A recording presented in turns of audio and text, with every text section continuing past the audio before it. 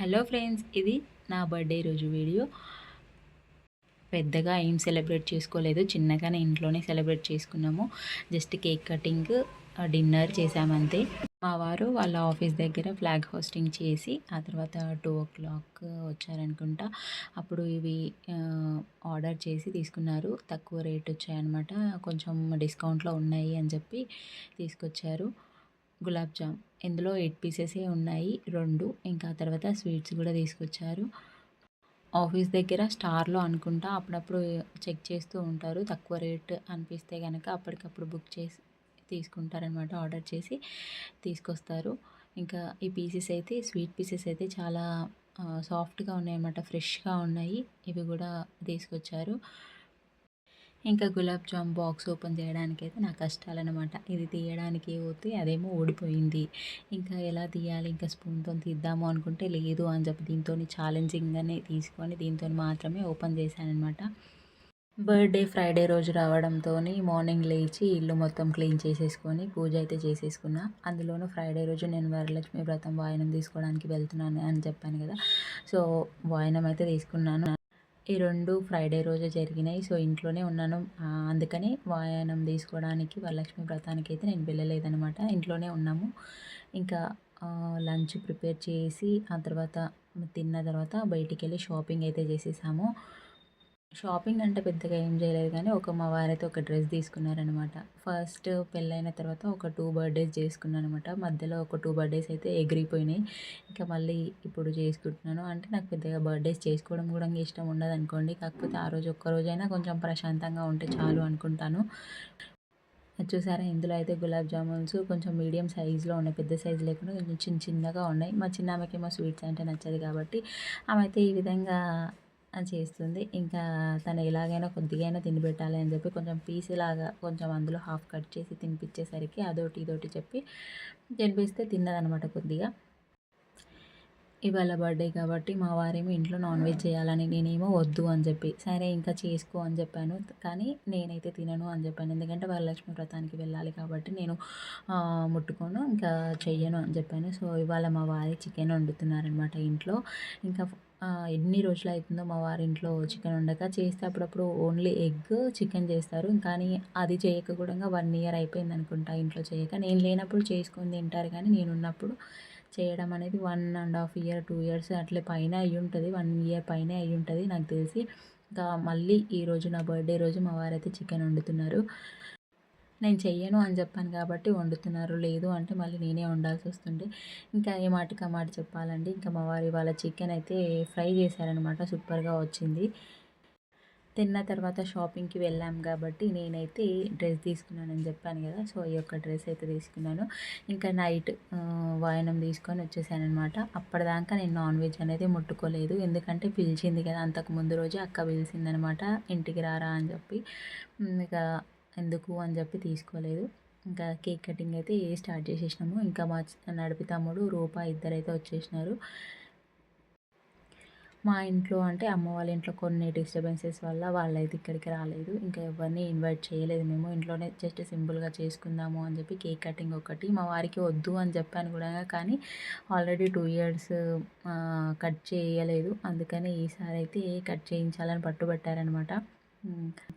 అంటే ప్రతి బర్త్డేకి కట్ చేయాలని ఏం లేదు, కానీ నేను చిన్నగా ఉన్నప్పటి నుంచి సెలబ్రేట్ చేసుకొని కేక్ కటింగ్స్ అలాంటివి ఏమీ చేసుకోలేదు కాబట్టి పెద్దగా ఇష్టం ఉండదు. కానీ మా పిల్లలకైతే చెయ్యాలి అన్నట్టుగా ప్రతిదీ నేను అట్లా మెమొరబుల్గా ఉండాలి అని ప్రతిదీ చేస్తాను అనమాట మా పిల్లలకి. ఈ కేక్ కటింగ్ ఇంకా డ్రెస్ తీసుకోవడం అనేది కూడా అన్ఎక్స్పెక్టెడ్ అనమాట. ఈ విధంగా నేను డ్రెస్ కొంటానని కానీ కేక్ కట్ చేస్తాను అని కానీ ఎక్స్పెక్ట్ చేయలేదు. జస్ట్ క్యాజువల్గా ఈ ఒక్కరోజు ప్రశాంతంగా ఉంటే చాలు అని అనుకున్నాను. అంటే ప్రతి ఇయర్ 2 బర్త్డేస్ జరగలేదు మధ్యలో అన్నాను కదా. ఆ 2 బర్త్డేస్ అప్పుడు మా ఇంట్లో మా వారికి నాకు ఇద్దరికి గొడవనే అవుతుండే. అందుకని ఈసారైనా అట్లాంటి గొడవలు ఏమీ రాకుండా జస్ట్ నేను ప్రశాంతంగా ఉంటే చాలు అని అనుకున్నాను.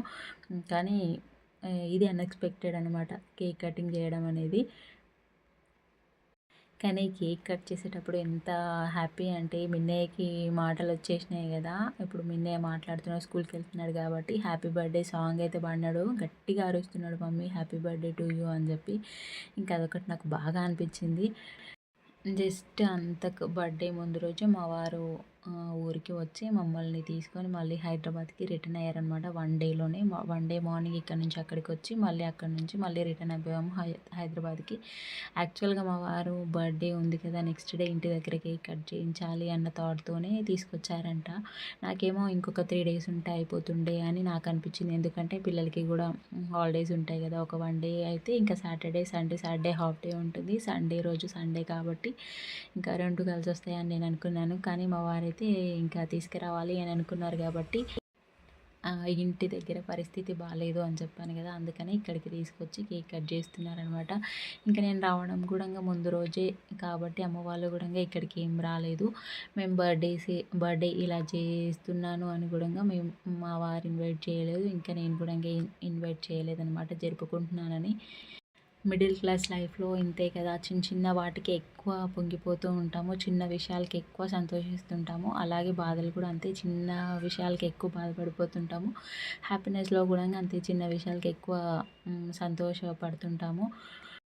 కేక్ కటింగ్ కానీ, డ్రెస్ తీసుకోవడం కానీ ఇవన్నీ చిన్న చిన్న విషయాలే. కానీ ఇవి చాలా హ్యాపీనెస్ ఇస్తాయి.